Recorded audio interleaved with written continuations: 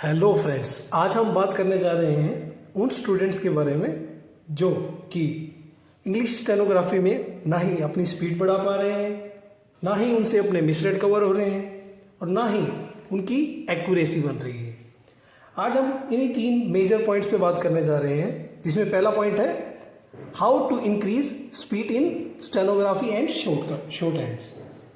Speed को बढ़ाने के लिए हमारे को तीन मेजर पॉइंट्स करने पड़ेंगे, जिसमें पहला पॉइंट है ग्राम ब्लॉक्स एंड कॉन्ट्रैक्शंस को रूटीन में करना होगा। क्या करना होगा? रूटीन में। ग्राम ब्लॉक कॉन्ट्रैक्शन कैसे करने होंगे? डेली बेस पे, रूटीन में। ये जब तक आपके टिप्स पे नहीं होते ना, जब तक ग्राम ब्लॉक और कॉन्ट्रैक्शन आपके टिप्स पे नहीं है, तब तक आप स्टेनो की ना ही स्पीड बढ़ा पाएंगे, ना ही उसके मिसरीड कवर कर पाएंगे और ना ही एक्यूरेसी बना पाएंगे। सबसे पहला और मेजर पॉइंट है ग्राम ब्लॉक और कॉन्ट्रैक्शन को रूटीन में करना। इसकी डिक्टेशन आपको मेरे लिंक में एंड डिस्क्रिप्शंस में भी मिल जाएगी। डेली अपना आपको सबसे पहले ग्राम ब्लॉक्स करने हैं, जो कि ईजी लगते हैं आप लोगों को। कॉन्ट्रैक्शन करने हैं, जो कि थोड़े से लेंथी हैं, लेकिन इन दोनों को करने के बाद आपकी 50% स्टेनो, 50% शॉर्ट हैंड वैसे ही कवर होने वाली है। उसके बाद बचेगा, आराम आराम से पढ़ लेंगे, कोई दिक्कत नहीं है। ठीक है जी। यहाँ के बाद जाएंगे हम, सेकंड पॉइंट जो है हमारा बुक है डिक्टेशंस। क्या है? डिक्टेशन हमारे को जब भी स्पीड बनानी है, हमें ज़्यादा से ज़्यादा डिक्टेशन को राइट करना चाहिए, उसे पढ़ना चाहिए। उस शॉर्ट हैंड को, अपने शॉर्ट हैंड को पढ़ के देखना चाहिए। सबसे ज़्यादा अच्छी बात है उसे ड्राफ्ट बनाना चाहिए, उसे टाइप करके फिर चेक करके अपने मिसरीड, अपनी स्पीड, इसी तरीके से हम डे टू डे इम्प्रूव कर सकते हैं। जैसे कि अब सिंपल सा फंडा है आपकी, अगर आपको लगता है मेरी 60 पर वर्ड मिनट की स्पीड है, जस्ट एग्जांपल, आपकी 60 पर वर्ड मिनट की स्पीड है, तो आप क्या करेंगे? आपको एक टारगेट अचीव कर लेना है। मुझे इसके बाद सेकंड स्टेप क्या करना है? मुझे 80 वर्ड पर मिनट की स्पीड लेके आनी है। क्या करना है? 80 वर्ड पर मिनट की स्पीड लेके आनी है। तो इस 80 वर्ड पर मिनट की स्पीड के लिए मुझे क्या करना होगा? हमें रूटीन में सबसे पहले 70-80 वर्ड पर मिनट की डिक्टेशन लिखनी होगी। जब आपको लगे कि 70 to 80% मेरी 80 वाली स्पीड कवर हो रही है, तो आपको क्या करना होगा? 90 वर्ड पर मिनट की डिक्टेशन को रूटीन में राइट करना होगा, जिससे कि आपके ऊपर प्रेशर रहेगा कि मेरी डिक्टेशन क्यों नहीं लिखी जा रही। जिससे कि रूटीन में आप प्रैक्टिस करेंगे 90 की स्पीड में, तो अंडरस्टूड है कि आपका ऑटोमेटिक 80 की स्पीड कवर हो जाएगा। फिर आप अपना अलग अचीवर बनाएंगे। फिर आपको 80 से 100 जाने के लिए रूटीन में आपको फिर 110 पर वर्ड मिनट की स्पीड करनी होगी डिक्टेशन में। और कोई भी डिक्टेशन को अगर आप राइट करते हैं, जब तक उसका ड्राफ्ट नहीं बनाते, जब तक उसको टाइप करके, उसको चेक करके, उसकी मिस्टेक की प्रैक्टिस नहीं कर रहे हैं, तब तक आप एक अच्छे रास्ते पे और एक अच्छे स्टेनो की लाइन में नहीं लग रहे हैं। आपको रूटीन बना के रखना है। रूटीन सबसे पहले मैंने क्या बताया कि आपको ग्राम ब्लॉक एंड कॉन्ट्रैक्शन को रूटीन में लिखना है।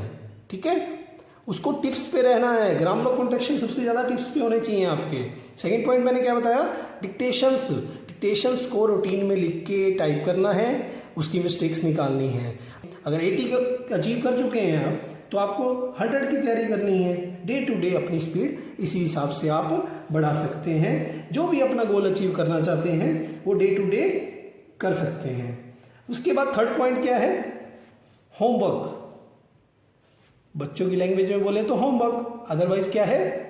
प्रैक्टिस किस प्रकार से करें कि हमारी डे टू डे स्पीड बढ़ती जाए। आपको अपनी प्रैक्टिस को काफ़ी हद तक बढ़ाना होगा। रीज़न बीइंग कि हम जब तक 60-70 की स्पीड तक रहते हैं, हम आराम से भी प्रैक्टिस कर लेते हैं, तो भी हमारा होमवर्क भी कवर हो जाता है और हमारे को लिखने में भी कोई परेशानी नहीं आती। लेकिन जब हम 80, 90, 100, 110 और 120, 140 इन स्पीड्स को कवर करने के लिए जाते हैं, तो हमारे को होमवर्क का जो है क्राइटेरिया, प्रैक्टिस का जो क्राइटेरिया है, थोड़ा सा, ज़्यादा नहीं, थोड़ा सा बदलना पड़ता है। हमें होमवर्क को हमेशा पर स्ट्रोक या पर वर्ड जस्ट एग्जाम्पल, जैसे मैं कहता हूँ कोई भी वर्ड ले लेते हैं हम, एक्सेप्ट, एक्सेप्ट बनाया अबव द लाइन, क्लियर है।